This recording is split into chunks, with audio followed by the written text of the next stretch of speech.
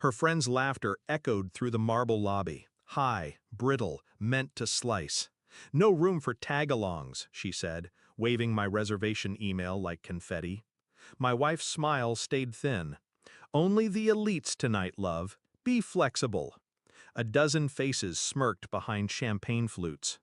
I set my suitcase down, felt heat crawl up my neck, then disappear, swallowed by something colder. I understand, I said. Turned, walked out into the rain. Phone buzzed 5 steps later. I silenced it. Another buzz, another plea. I kept walking until the resort lights shrank to fireflies behind me. Taxi to town, cheap motel room, single key, humming neon.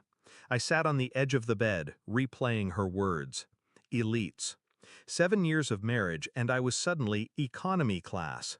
Yet I'd funded this trip. My card paid every suite, every spa package, every bottle of vintage wine now tipping into their glasses. Anger wanted eruption. I offered it calculation. Laptop open. Bank portal, itinerary copies, flight manifests. 2 anomalies. A second credit card in her maiden name, maxed on jewelry. Text threads with Ben. Messages archived, heart-stamped, geographic tags in the same resort. Infidelity by geography. Betrayal by omission. They mocked my status because she'd sold my presence as irrelevant. I called the resort manager, old college roommate, still owed me a favor. Asked for quiet access to guest services logs. Within minutes, PDFs arrived, room service receipts for 8, but food for 9, charged to my card. I traced Ben's surname to a startup hemorrhaging cash. Cross-checked investors. My wife's family trust floated their seed round. Of course. Next, I encrypted a simple script. Freeze every credit line linked to our joint accounts at dawn. Flag any attempts as fraud. Send alerts to my phone. I booked a helicopter for sunrise. Destination, the private villa complex adjoining the resort. In my own name. Paid in advance. Cash. Then I waited, phone vibrating nonstop. Calls from her, then texts. Where are you? Come back. Stop being dramatic. I let the battery die. Morning light carved gold on the sea when I stepped onto the villa terrace. From this height, their infinity pool party looked like ants circling spilled sugar. The manager arrived with a sealed envelope, security footage stills of my wife and Ben holding hands in the corridor outside a single suite. Time-stamped midnight. I forwarded the images to her phone with a single caption. Elite enough for you? Read receipt popped. Then a new call. I declined. 5 minutes later, the resort shuttle climbed the hill. My wife, her entourage, Ben trailing.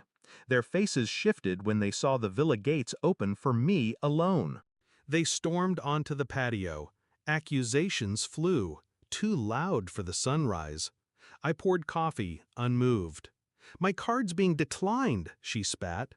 I noticed, I said, sliding the security photos across the table. Ben blanched. Her friends fell silent. Only Surf answered. I handed the manager a second folder, transfer documents. As of midnight, the villa complex, spa, and top-floor suites belonged to Horizon Ice LLC, my shell company, effective immediately. You can stay, I told them, but your rooms are no longer complimentary. Elite rate starts at $10,000 a night, payable up front. My wife's voice cracked. You're punishing me. No, I said softly. I'm upgrading. Ben walked away first, muttering about flights home. Her friends followed. She stayed, tears balancing on lashes. I chose the wrong side, she whispered. I set my wedding band on the table, its circle glinting, empty. There is no side, just altitude. Afternoon sun torched the horizon as a single-engine plane carried her entourage toward the mainland, seats paid with borrowed miles. I stood on the villa balcony, breeze salt-sharp, ownership papers heavy in my pocket, yet weightless in my mind.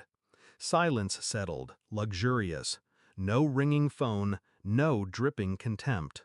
Only waves, and the clean click of a final door closing behind them. I raised a glass to the vacant coastline. Some vacations begin with arrival. Mine began the moment I left.